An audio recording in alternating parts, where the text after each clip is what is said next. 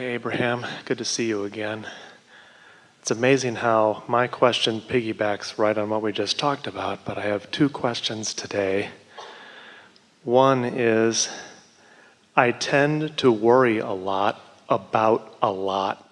I tend to think thoughts that my inner being doesn't think, which results in a feeling of worry to me, which is my indicator that I'm off base from who I really am. Absolutely. So our answer to that is don't do that anymore. What's next? Thank you. That's the... Catch it early is really our answer. Absolutely. Catch it early. Notice that you don't like it, and then notice when you start down that road, catch it early. Okay, so is there ever a point at which you can even not have the thought to begin with? Yeah, but we don't want you to get into this place where you are guarding your thoughts, or you'll say, all right, I'll go along with this, Abraham, whatever it is, and I'll accept I create my own reality. And then you think a thought or speak a word and you go, cancel, you try to suck it back before law of attraction gets hold of it. And we say, really, too late. Law of attraction got hold of it. So rather than trying to stop the car once you're at the bottom of the hill, just let it hit you and drown you and beat you up and suffer over it, and then come away with it from that experience with wisdom. I did not like that. I don't think I'm going to do that so much anymore. I'm going to step out in front of it before it has all that momentum going. It's just using your logic to realize it. Now you have this premise, it will really serve you. Do you know how many thoughts you don't have to sort out anymore? You don't have to debate with the world the rightness or wrongness of every issue that has ever been out there. You don't have to discuss that anymore. You don't have to figure that out. All you have to know to have your personal expansion and joyful collusion with the source within you is which thoughts feel good and which thoughts don't feel so good. Is that too simplistic? No, in fact, it's beautifully simple, and it's amazing how, as much as I understand that, I've been told since I was in high school, I'm a worrywart. And so I've been doing this for about 35 years. We're going to give you a different label because you're doing that looking at what is or looking at what was. Your inner being never looks back. We're going to give you a different label. Rather than worrywart, we're going to say to you, you are a thoughtful being, and you are a deliberate creator, and you like to contemplate. And when you use that skill to contemplate from the satisfied up part of the scale rather than from the unsatisfied down part of the scale, you're going to find such satisfaction on steroids with those thoughts that you are thinking. So the opposite of a worrywart is a very clear-minded being who is accessing the energy that creates worlds to flow toward your creative endeavors. That's who you are. And when you do other than that, it sucks, it feels bad, and you use words like worry. All worry means is that you want something different than you're worried about. Do you know? Oh, you're going to like this because this speaks to who you are powerfully. Every subject is really two subjects, wanted and absence of what is wanted. So when you are in contrast, in the middle of contrast, worrying, feeling worry because you're there, you know what else is happening at the same time? As you are focused upon the problem, which is why you worry, you are creating the solution at the same moment. Thank you very much. Thank you very much. We really mean that. Thank you very much.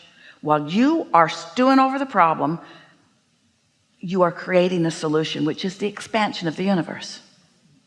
So you might just think about that while you're worrying.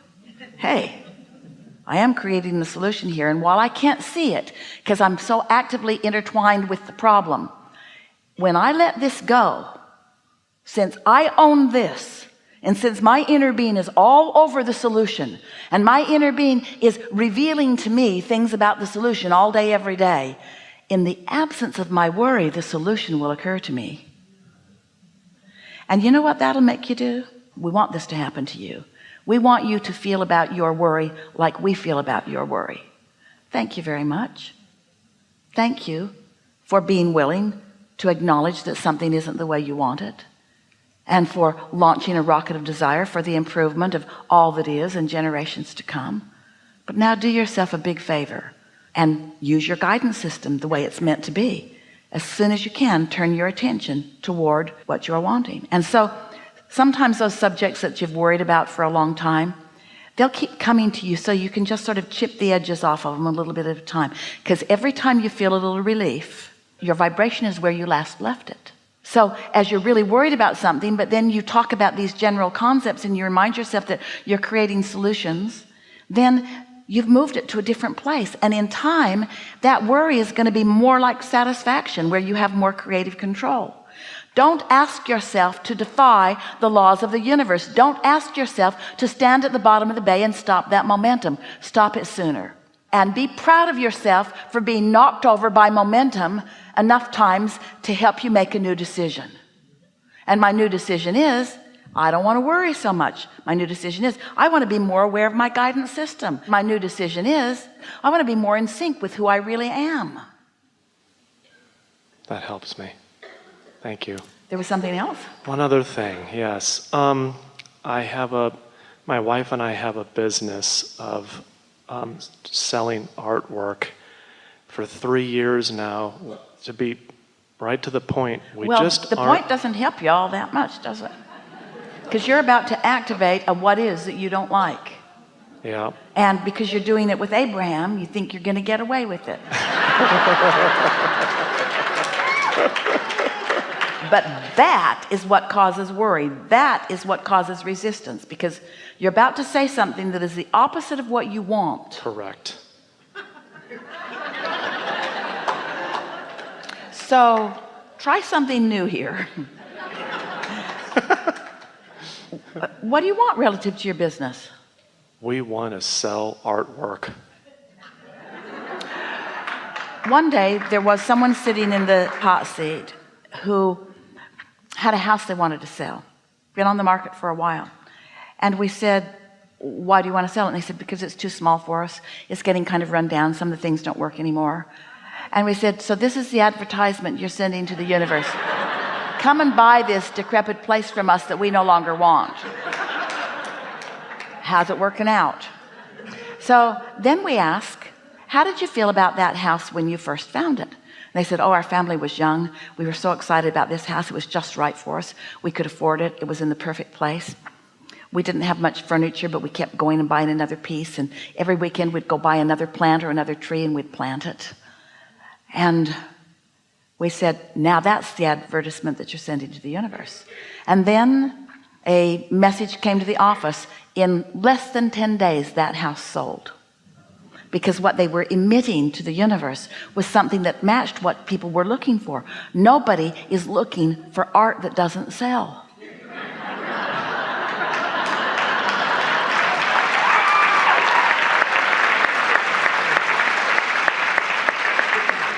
They're looking for beautiful art that you've found from around the world. They're looking for beautiful art that you feel the resonance with. They're looking for art that the artist has imbued their piece with who they are. They're looking for pieces that make them feel. They're looking for pieces that match their spaces. All kinds of people are looking for what you have. And when that's the vibration that you're emanating, those people will flock to you. Now let's take the conversation we were having earlier. Let's bring it here. The vibration that you're offering of disappointment and concern and worry, what kind of art buyers match up with that? People that don't have any money, people who don't know what looks good where, people who can't make up their mind, people who are bored, people who have no taste at all. Really, you see what we're getting at? If you're emanating that vibration, then that's what you're rendezvousing with. People who can't get out of bed, people who don't get in their car and go anywhere, people who just want to watch TV all day.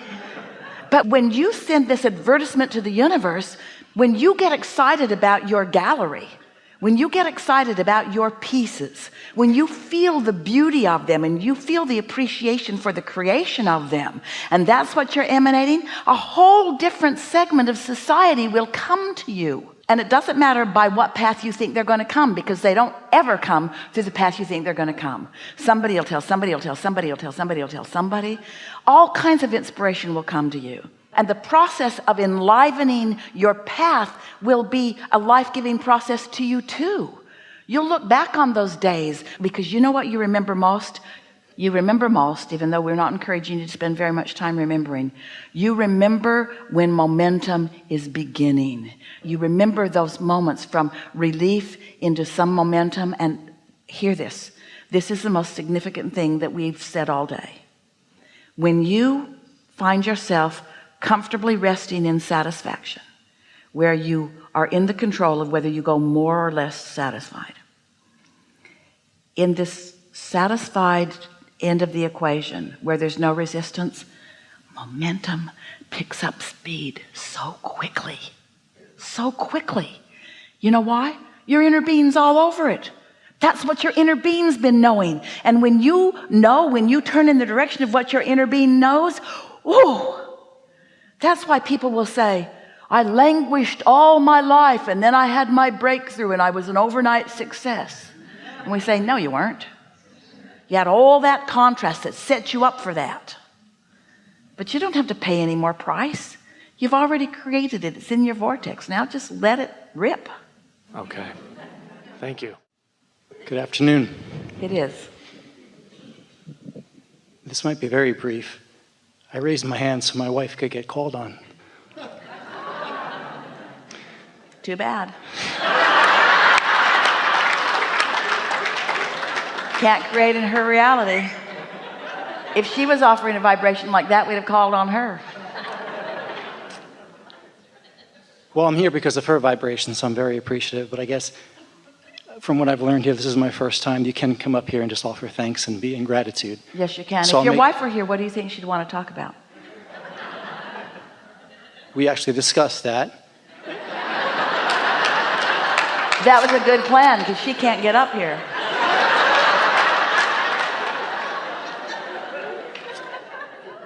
What we're getting at, often you can hear the answer to your question much better from out there than you can from up here. I'll do my best to recall and deliver. So my wife is a very talented and wonderful pediatrician in addition to being a great wife. She's writing a children's book. She's been a fan of yours and the movement, the momentum, the positive rockets for a long time. And she wants to share that even more so in her profession. Would you tell her next time you see her? Yes. That we would be happy to collaborate with her on this book. It's time. It's time.